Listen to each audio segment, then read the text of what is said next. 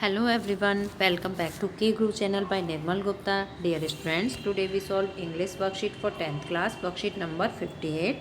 First of all, you have to write your name, your class teacher name and date also 26th November 2020.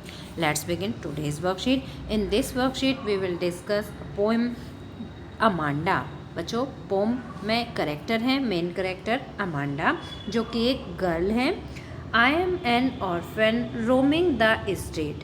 Amanda जो girl है उसके parents उसे हमेशा टोकते रहते हैं। They always nagged her to do this और not to do this. वो उससे कहते हैं ये काम करो और ये काम ना करो, तो वो उससे थोड़ा परेशान होती है, वो उसे अच्छा नहीं लगता है। तो वो इमेजिनेशन करती है, ऐसी कल्पना करती है कि मैं एक अनाथ हूँ एंड रोमिंग द स्ट्रीट, और मैं गलियों में घूम रही हूँ। वो ऐसा सोचती है। I pattern soft dust with my hued bare feet. और मैं पैटर्न मतलब पैरों के निशान बनाना, ठीक है, पैटर्न बनाना, तरह तरह के डिज़ाइन बनाना। I pattern soft dust with my hued bare feet. और मैं अपने पैरों से, बेयर फीट मैं अपने नंगे पैरों से मिट्टी में, सॉफ्ट डस्ट मतलब मिट्टी में तरह तरह की डिज़ाइन बनाती हूँ। क्योंकि उसकी जो मदर है वो उसे टोकती हैं कि तुम्हारे शूज़ डर्टी हैं, आप इन्हें क्लीन करो। तो वो उस चीज़ से थोड़ा हटके सोचती है कि मैं अपने पैरों से मिट्टी में पैटर्न बनाऊँ, तरह तरह के पैटर्न बनाऊँ।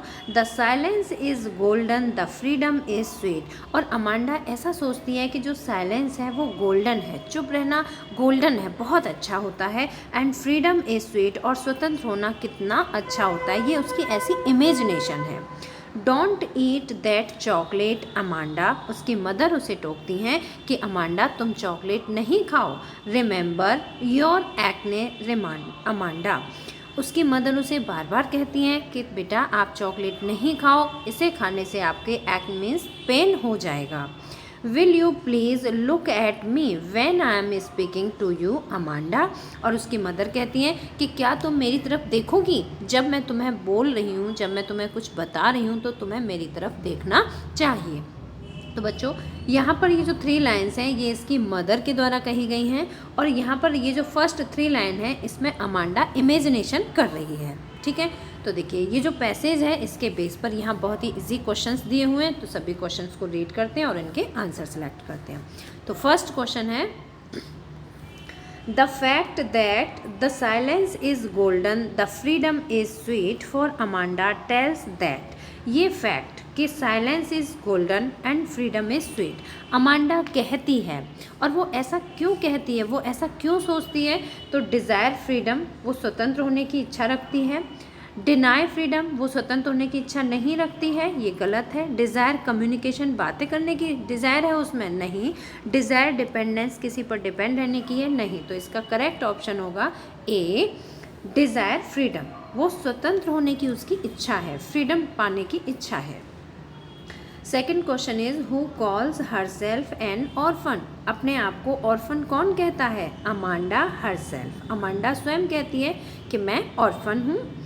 The lines above bring out the contrast between. Contrast means होता है बच्चों विरोधाभास। ऐसी कौन सी लाइन है जिनमें कि कंट्रास्ट दिखाया गया है? तो देखिए the denial of freedom and the struggle faced by growing child. यहाँ पर एक तो फ्रीडम है, ठीक है, denial of freedom and struggle faced by growing child, और ग्रोइंग चाइल्ड जो फेस कर रही है, जो स्ट्रगल कर रही है वो है, ठीक है।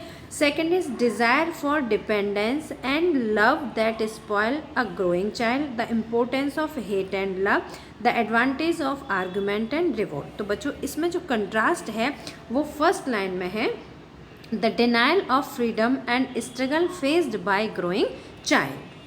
Fourth question is choose the option that list the set of statements that are not true. अब आपको वो statements इसमें से choose करने हैं जो true नहीं हैं according to the given lines. तो lines पढ़ते हैं पहले। Amanda wishes to be away from her daily routine. Amanda अपने daily routine से दूर भागना चाहती है। Amanda perceives herself to be an orphan roaming the streets. She wants to be dependent, वो डिपेंडेंट होना चाहती है। या she seems happy as she draws pattern using her hands. अपने हाथों से वो पैटर्न बनाना चाहती है। अब बच्चों इसमें हमें सेंटेंस जो स्टेटमेंट हैं वो कौन से सेलेक्ट करने हैं, जो ट्रू नहीं है, जो सच्चे नहीं है, सही नहीं है। तो यहाँ पर स्टेटमेंट है सी वॉन्ट्स टू बी डिपेंडेंट, वो डिपेंडेंट होना चाहती है, नहीं होना चाहती है, नॉट ट्रू सेलेक्ट करना है हमें। और सेकंड है she seems happy as she draws pattern using her hands, वो अपने हाथ से पैटर्न बना रही है, नहीं, वो अपने बेयर फीट से पैटर्न बनाना चाहती है। तो यहाँ पर she seems happy as she draws pattern using the hands. तो फोर्थ का करेक्ट ऑप्शन होंगे C and D. Fifth question is which word does roaming not correspond to. Roaming means घूमना। तो देखिए यहाँ पर कौन सा रोमिंग वर्ड से कॉरस्पॉन्ड नहीं हो रहा है, वो वर्ड आपको सिलेक्ट करना है। तो roving, wandering, dreaming and rambling. तो फिफ्थ क्वेश्चन का करेक्ट आंसर होगा ड्रीमिंग। ड्रीम मीन्स स्वप्न देखना। The literary device used in the phrase the silence is golden the freedom is sweet. यहाँ पर ये लाइन है the silence is golden the freedom is sweet, इसमें कौन सा लिटरेरी डिवाइस यूज़ किया गया है। तो बच्चों इस लाइन में लिटरेरी डिवाइस यूज़ किया गया है मेटाफर। सिमली नहीं है क्योंकि यहाँ पर एज, लाइक और सो कोई भी वर्ड यूज़ नहीं किया गया है। ओनोमेटोपोइया वहाँ होता है जहाँ पर के साउंड क्रिएट होती है, तो ध्वनात्मक होता है ये, तो ये भी नहीं है। और एलिट्रेशन भी नहीं है, तो यहाँ पर जो करेक्ट लिटरेरी डिवाइस है वो है metaphor. Now come to question number 7th। The above stanza uses the phrase look at me. Stanza में एक फ्रेज यूज किया गया है look at me. Which of the following expression is incorrect. यहाँ पर इनकरेक्ट एक्सप्रेशन बताना है with respect of the word look at. अब लुक एट को इस सभी वर्ड्स के साथ यूज करके देखिए, जैसे लुक एट द पिक्चर, अगर हम ये वर्ड फ्रेज के साथ ये वर्ड यूज़ करें लुक एट द पिक्चर, तो ये सेंटेंस करेक्ट होता है। लुक एट योर सेल्फ, ये भी करेक्ट होता है। लुक एट द बिल्डिंग, ये भी करेक्ट होता है। बट लुक एट फ्रीडम ये करेक्ट नहीं होता है। तो यहाँ हमारा करेक्ट ऑप्शन होगा बी, ऑप्शन बी। ठीक है, 7th का करेक्ट ऑप्शन होगा option B freedom. Look at freedom, this is not correct. Okay, तो यहाँ हमें इनकरेक्ट बताना है। Okay, question number 8 is justify the poet's imagination to be a mermaid in Amanda. इसमें आपको अमांडा जो है जस्टिफाई पोइट्स इमेजिनेशन, पोइट की इमेजिनेशन है to be a mermaid. Mermaid means होता है जल परी, जो जल में रहने वाली परी होती है। मरमेड इन अमांडा, इसको जस्टिफाई करना है अकॉर्डिंग टू पोइट। तो बच्चों क्वेश्चन नंबर 8 का आंसर आप यहाँ से नोट करेंगे। Amanda wishes to be a mermaid. Amanda एक जलपरी बनने की इच्छा रखती है। So she could drift alone by blissful languid emerald sea, जिससे कि वो बहुत बड़े विशाल समुद्र में अकेली तैरती रहे, इंजॉय करती रहे। She yearns to be an orphan, वो एक ऑर्फन होने की, अनाथ होने की इच्छा रखती है। So that she is able to roam the sea and make pattern using her bare feet. वो अनाथ होना चाहती है, मतलब ऐसा इमेजिनेशन करती है जिससे कि वो समुद्र में अकेले घूम सके या अपने बेयर फीट से सॉफ्ट डस्ट पर पैटर्न बना सके।